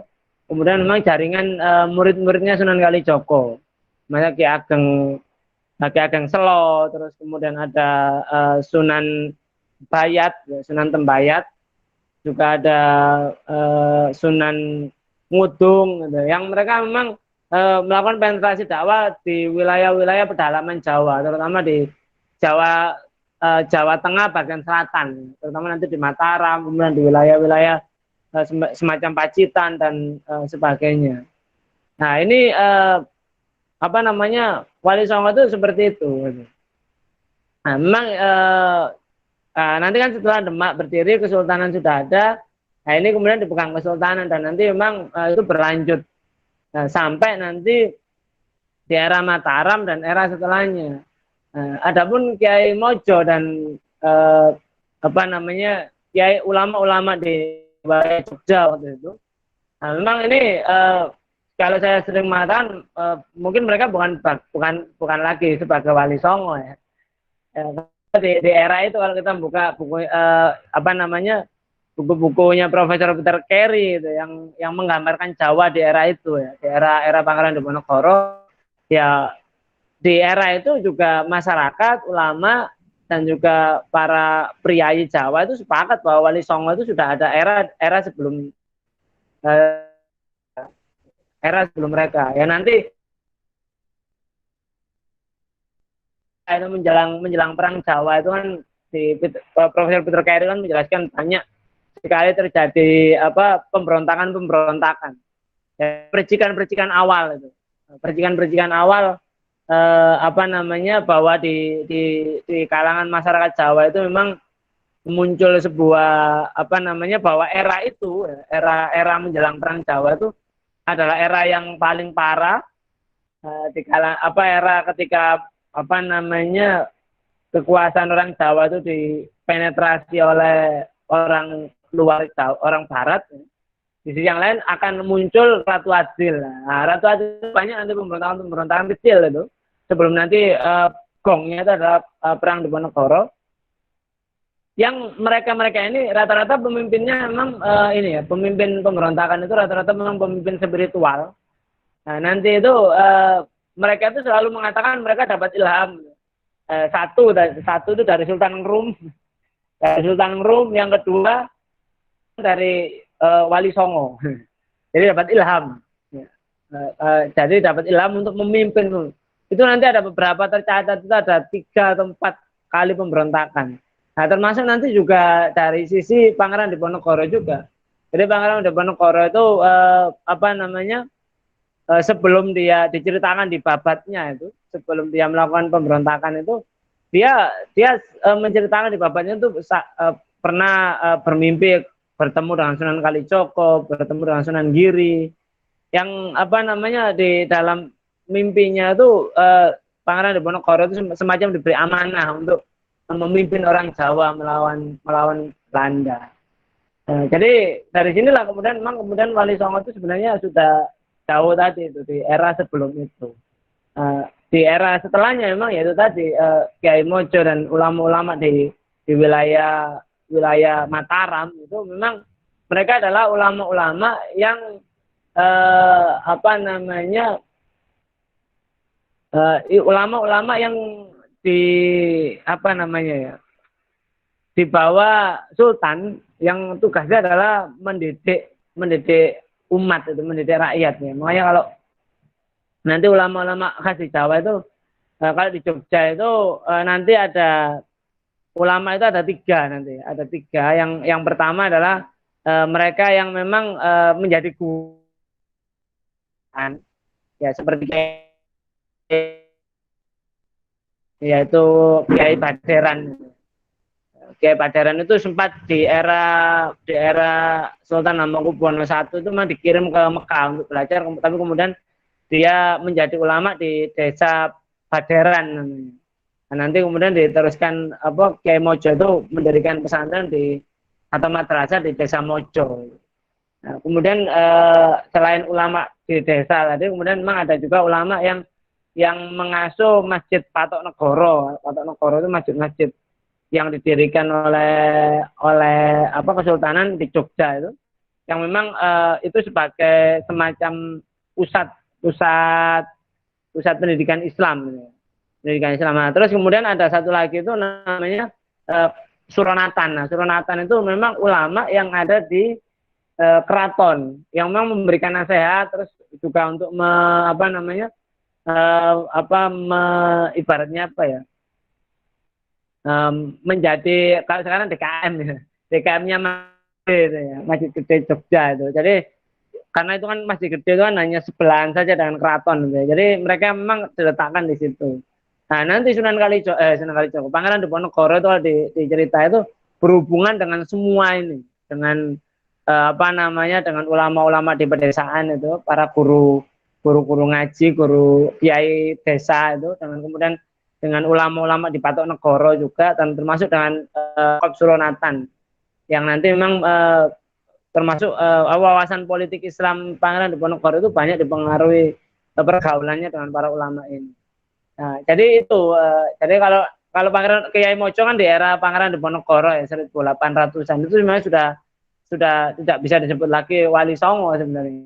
Ya, karena Wali Songo itu ya berakar seperti di era ini ketika Demak berdiri.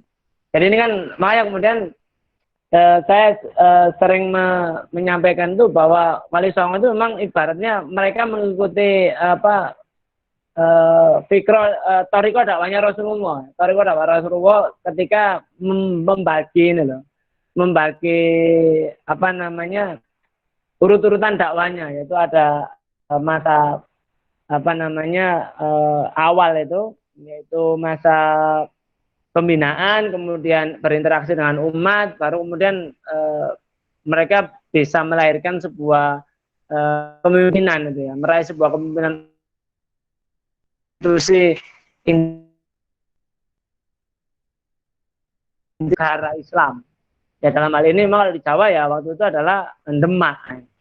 Demak ini kan institusi yang sebenarnya yang kuat waktu itu di Jawa, karena Demak itu yang menjadi pemimpin pertama itu adalah Raja Majapahit. Jadi yang menjadi pemimpin pertama itu adalah putra dari Raja Majapahit yang waktu itu adalah dihormati oleh masyarakat di Jawa dan juga dihormati oleh masyarakat di luar Jawa yang waktu itu menjadi wilayah episentrumnya Majapahit. Ini kurang lebih seperti itu. Dan Wali Songo itu memang uniknya hampir sebagian besar ada di wilayah Jawa Timur. area dakwahnya itu Jawa Timur, karena kita tahu bahwa Jawa Timur itu adalah pusat kekuasaan Majapahit. Jadi mereka seperti melingkupi pusat kekuasaan Majapahit itu, dan sampai nanti mendapatkan nusro itu ya, mendapatkan pertolongan dari para pemegang Majapahit hingga berdirinya Demak. Ya, jadi Demak itu kan dipilih karena memang wilayah ini tidak jadi karena waktu itu kan Majapahit itu mengalami perang saudara ya, antara Kedaton Kulon yang di Mojokerto dengan Kedaton Wetan di Belambangan, kemudian ada pemberontakan dari Kelang-Kelang. Kelang-Kelang itu di Kediri, di wilayah Kediri Bagian Selatan atau mana daerah situlah itu. Dan itu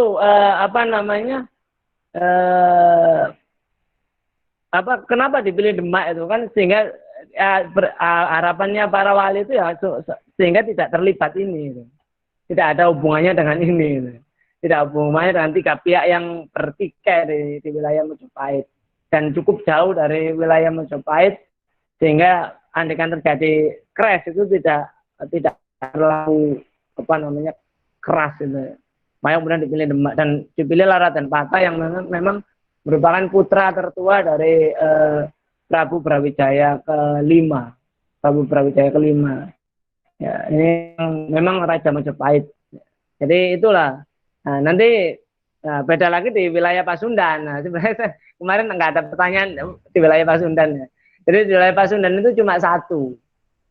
Ya, wilayah Pasundan itu cuma satu, yaitu Sarif Dayatumo. Sarif Dayatumo ini memang ada dua sumber. Siapa namanya tadi namanya menyinggung ya, Sarif Dayatumo itu kalau dari sumber-sumber Pasundan, sumber-sumber Bapat Pasundan itu ya, yang sumber-sumber lisan di wilayah suku Sunda itu memang selalu menghubungkan Sarif Dayatumo itu sebagai cucu Prabu Siliwangi, raja yang paling dihormati di Pajajaran gitu, dan di wilayah Pasundan gitu. Makanya kemudian nanti dibandingkan dengan Wali Songo di Jawa Tengah dan Jawa Timur, mungkin di wilayah Pasundan ini Sarif Dayatumo itu lebih lempeng dakwahnya ya. Jadi mungkin nanti bersinggungan dengan institusi Pajajaran itu mungkin baru nanti ketika Pajajaran itu nyaris ketika Pajajaran kontak dengan Portugis di Malaka, dan itu digagalkan dengan penyerbuan ke Sunda Kelapa ini oleh Fatahillah. Fatahillah itu adalah menantu dari Sarif Dayatumo atau Sunan Gunung Jati.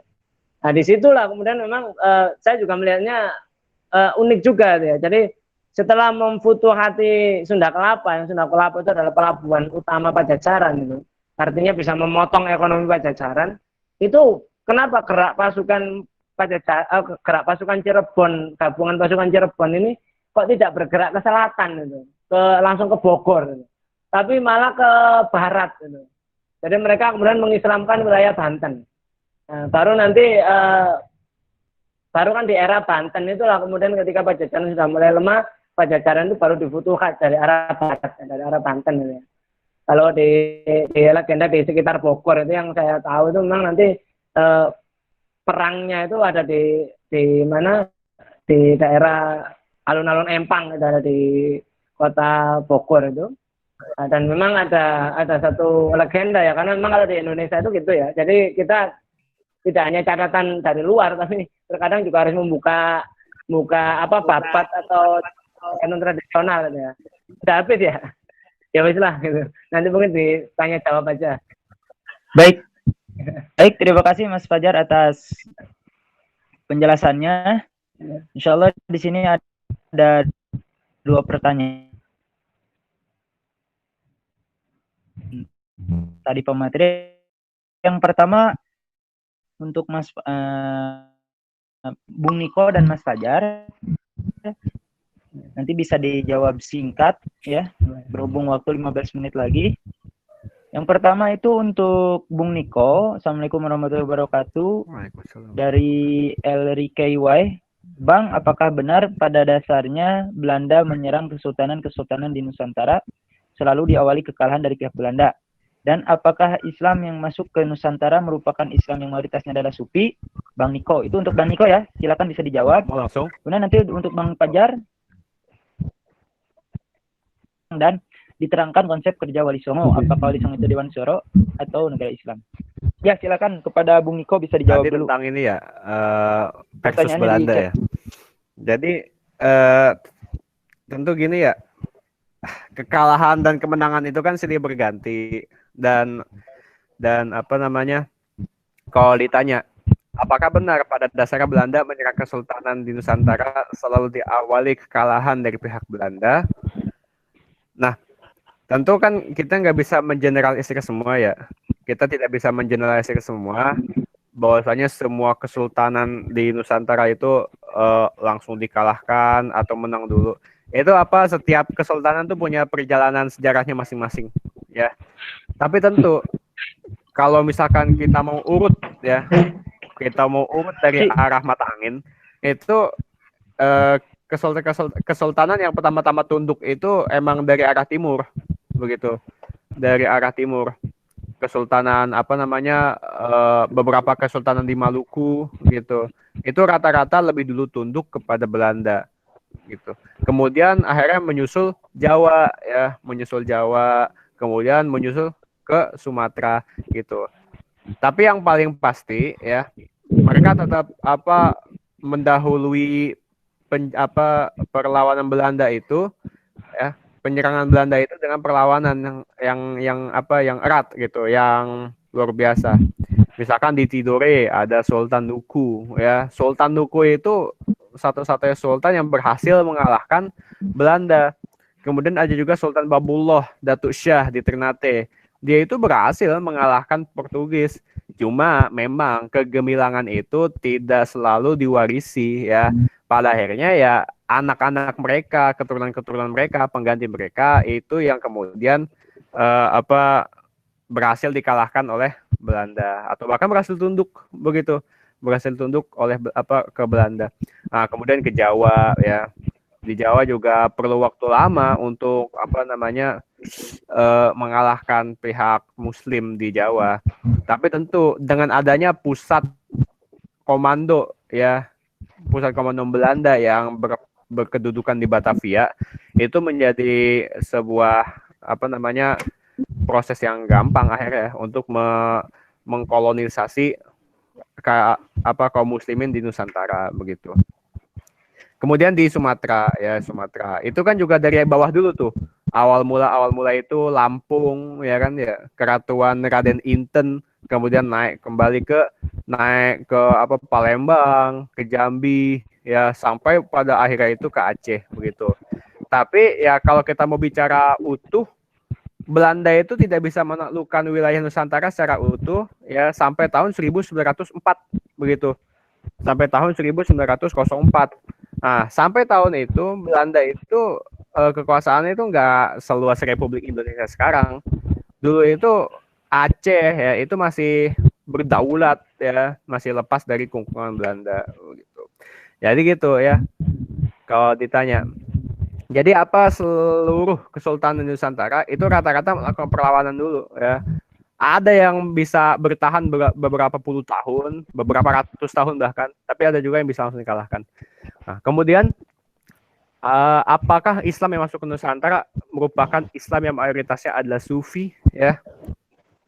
Rata-rata begitu ya. Rata-rata yang masuk ke Islam, karena gini, yang pertama kali membawa Islam ke Nusantara ya, atau gini, yang pertama kali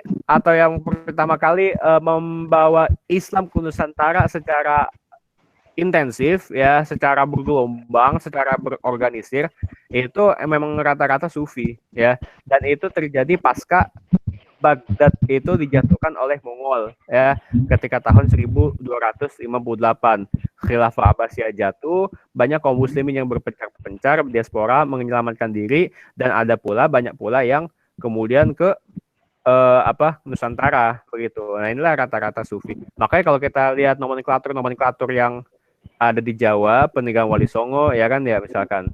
Kalau peninggalan Wali Songo saat ini manuskripnya itu ada di Paris ya, Koprak Ferrara itu ada di Itali. Nah itu di Itali, sorry, bukan di Paris, di Itali ya. Nah di Koprak Ferrara itu merupakan tulisan Sunan Bonang gitu. Nah itu kental sekali dimensi tasawufnya. Mungkin di situ Pak Fajar bisa lebih banyak cerita lah ya. Tapi intinya gitu.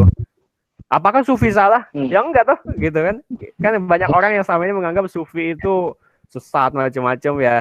Akhirnya rakyat Indonesia Muslim jadi gini. Enggak ya. Islam di Nusantara itu merupakan Islam yang sesuai dengan sunnah yang digariskan oleh Rasulullah SAW.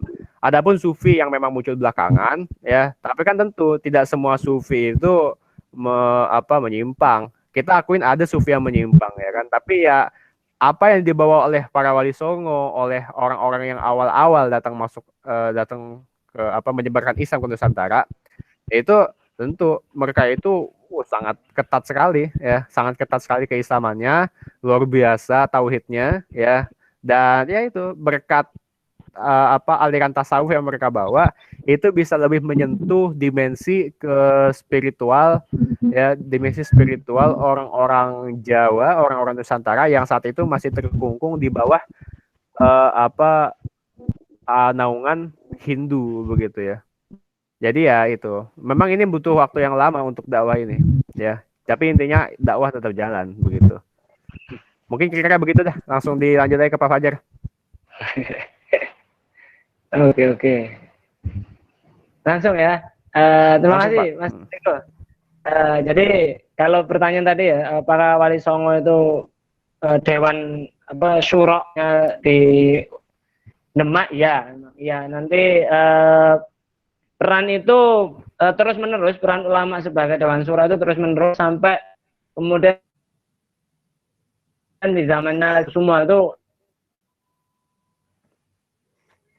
digeser menjadi hanya sekedar penasehat atau hanya sebagai kodi di kesultanan. Apa Sultan Agung anti ulama waktu itu? Enggak, karena Sultan Agung sendiri waktu itu merupakan sosok santri yang juga memiliki kapasitas ilmu keislaman yang cukup tinggi. Itu nanti kalau di sejarah di Jawa seperti itu.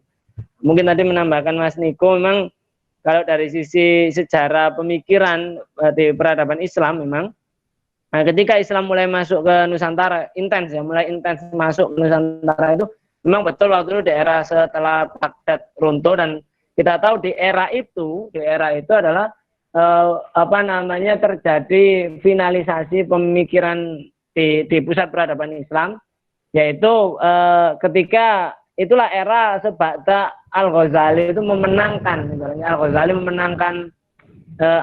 memenangkan debat dengan banyak kalangan, para filsuf, para mutazil.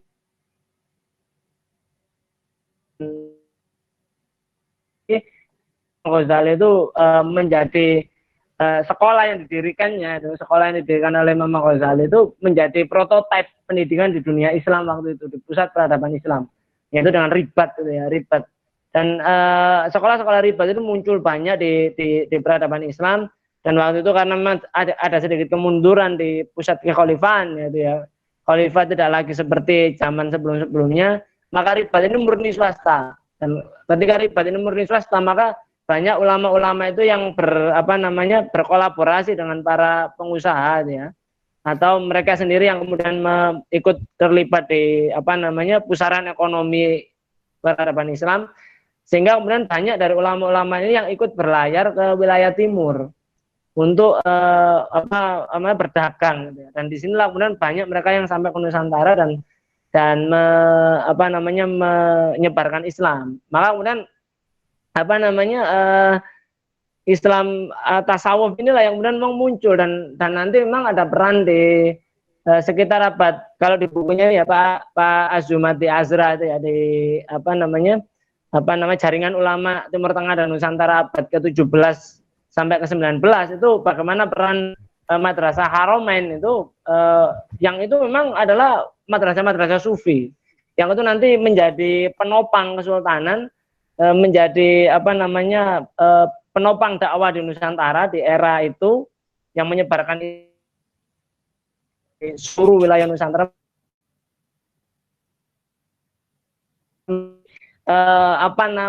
Benteng jihad fisabilillah. Ya, makanya tadi Kang Muad, saya agak kenapa tadi tidak memunculkan juga tokoh siapa namanya Syekh Yusuf Al-Makassari gitu, yang beliau ini terkenal gitu. Dan beliau ini adalah ulama sufi. Ya, dan nanti memang jaringan ulama sufi terus menerus gitu ya. Mungkin ada di Syekh Yusuf Al-Makassari, ada ulama Palembang juga, Syekh Abdul Somad Al-Falimbani yang dulu pernah menyurati Sultan Hamengkubuwono I dan susunan Pakubuwono V, Pakubuwono IV, maaf, dan Mangkunegara I untuk berjihad melawan Belanda. Nah, termasuk nanti juga yang disampaikan oleh Profesor Peter Carey itu ya, ketika baik di bukunya maupun ketika kita ngobrol di rumah beliau, adanya jaringan Tarekat Sataria yang meliputi Pangeran Diponegoro. Jadi Pangeran Diponegoro itu anggota Tarekat Sataria. Tarekat Sataria itu nanti memang menjadi menjadi salah satu tarekat yang banyak memicu perlawanan terhadap Belanda. Nah, sampai itu terus sampai era pemberontakan petani di Banten. Nah, itu juga para ulama-ulama tarekat. Juga pemberontakan para petani di kampung saya di Sidoarjo, yang datanya sekarang ada di Leiden gitu. Itu juga gerakan tarekat. Gitu. Nah, memang nanti di era kebangkitan nasional itu memang waktu itu Madrasah Haromen sudah mulai mundur, digantikan oleh Al-Azhar, dan waktu itu memang banyak ada dua kutub nanti yang menjadi anutan para ulama cendekiawan Islam di Hindia Timur waktu itu. Satu yaitu aliran modernis yang dibawa oleh Muhammad Abduh, terus kemudian Jamaluddin Al-Afghani, dan satu lagi itu yang memang masih memunculkan sufi, tapi ada sisi politisnya, ada pergerakan politis, yaitu yang dibawa oleh murid seorang ulama dan qadhi dari Palestina, Syekh Yusuf An-Nabhani. Yang ini nanti dua kutub ini kan nanti satu ulama tradisional itu ke jalurnya Syekh Yusuf An-Nabhani. Kalau ulama moderat di Indonesia saat ini adalah jalurnya Muhammad Abduh. Ya itu nanti beda lagi juga. Jadi ya, Mas moderatornya mana?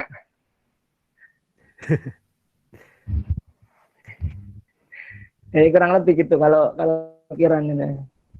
Ini moderatornya buka puasa dulu bukan? Mana Mas Tatang? Monggo Mas. Ngilang, moderator ngilang.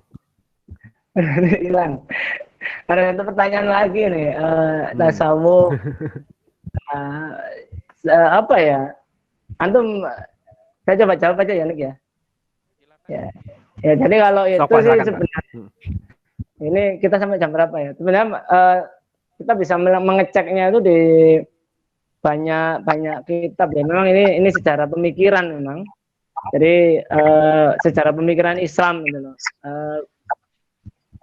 Makanya nanti contoh yang kalau di Jawa itu kan yang paling yang paling terkemuka itu kan bagaimana ajaran tasawuf Jawa yang paling awal itu konsep misalnya manunggaling kawula dan sebagainya itu.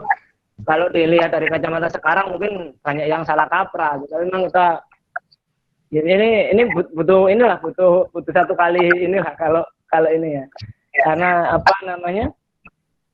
konsep-konsep ini sebenarnya diambil dari konsep kitabnya ini ya. Banyak nanti konsep kitabnya Imam Al-Ghazali ya, Ihya Ulumuddin dan sebagainya. Rata-rata memang memakai acuannya itu.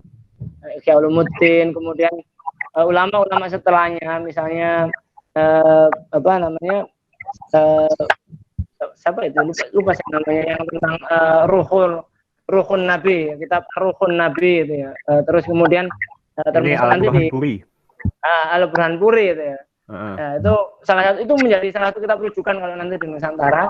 Termasuk kalau di sini akhirnya nanti banyak juga kitab-kitab ulama Nusantara yang ada di luar sana ya. Misalnya Syekh Nawawi Al-Bantani dengan beberapa kitabnya, terus termasuk kitabnya Syekh Abdul Somad Al-Falimbani yang terkemuka yang judulnya Fadail Jihad Fisabilillah. Itu kita tasawuf tapi membahas jihad fisabilillah. Ya, yang nanti memang kalau di Aceh itu kan nanti apa namanya salah satunya mempengaruhi Tengku Cik Pantai Kulu ya, salah satu puisinya yang memang diambil dari kitab itu juga. Ya, ya mungkin itu Mas. Tapi nanti memang butuh pendalaman lebih dalam lagi. Oke. Kita sampai jam berapa? Saya kembalikan ke moderator aja. Monggo, Mas. Yo, Mas Tatang udah on air tuh. Mungkin itu, Mas Tatang.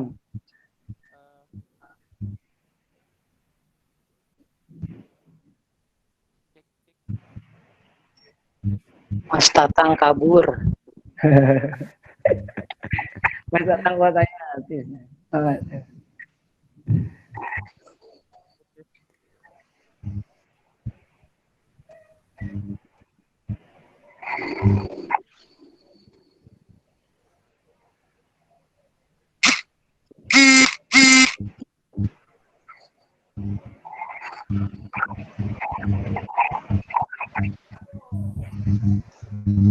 Saya kembalikan ke Mas Tatang. Monggo Mas Tatang.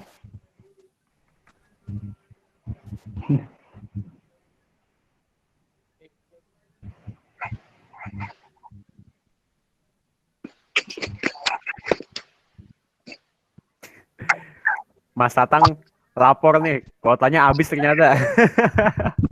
Nah, itu Mas Ridwan. Monggo Mas Ridwan, saya kembalikan ke antum. Ya, silakan.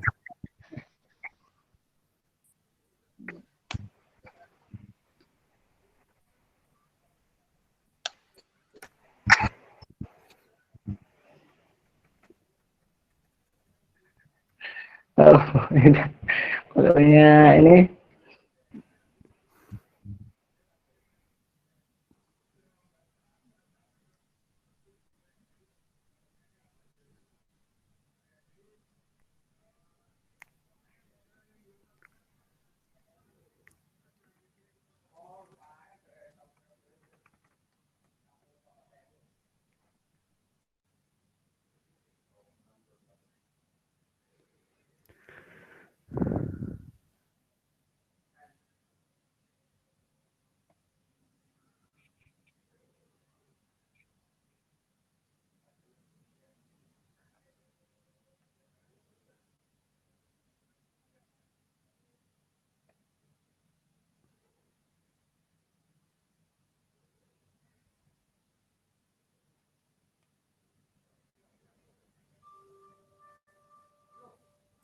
Maaf, boleh nanya nggak? Ini nggak ada suaranya dia? Ini lagi nanya.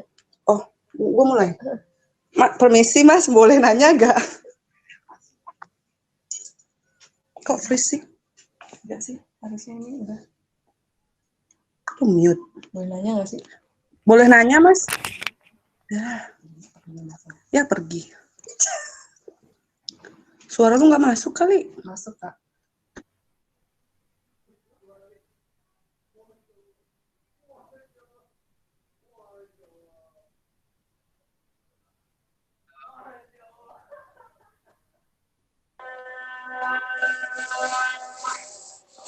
Muncul.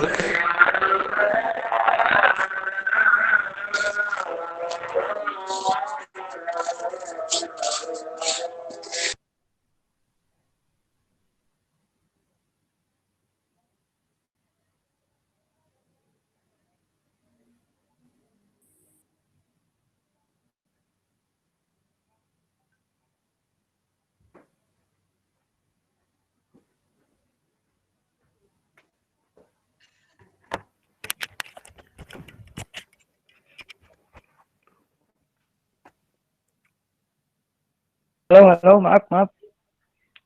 Di sini sinyalnya ini sudah selesai ya acaranya.